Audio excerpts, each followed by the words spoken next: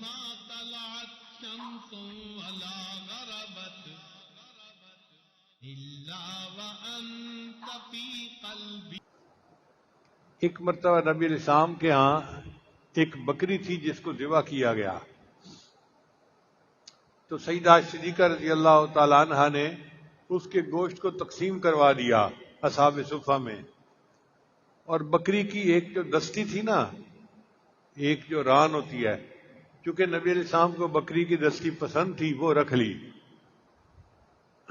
جب نبی علیہ السلام تشریف لائے تو آپ نے پوچھا عائشہ بکری کا کیا بنا؟ اے اللہ کے حبیب صلی اللہ علیہ وسلم، میں نے سارا گوشت تقسیم کر دیا، ایک دستی رکھ لی. تو نبی علیہ السلام نے فرمایا اس دستی کے علاوہ باقی سارا گوشت جنت کا ذخیرہ بن گیا. تو انسان کے لیے وہی کچھ ہے جو وہ کھا لیتا ہے، پی لیتا ہے، باقی تو ورثاء کا مال ہوتا ہے. اس لیے بعض لوگ مالدار ہوتے ہیں اور بعض لوگ مال کے چوکیدار ہوتے ہیں. مالدار تو وہ ہیں کہ جو اللہ کے دیے ہوئے مال کو اللہ کے راستے میں خرچ کرتے ہیں، وہ مالدار ہوتے ہیں. ان کا مال یہاں بھی ہے اور ان کا مال آخرت میں بھی ہے. کتابوں میں واقعہ لکھا ہے کہ ایک نوجوان آیا کسی بزرگ کے پاس، حضرت مجھے موت سے بہت ڈر لگتا ہے، بہت میں نام سنتا ہوں تو کانپنے لگ جاتا ہوں.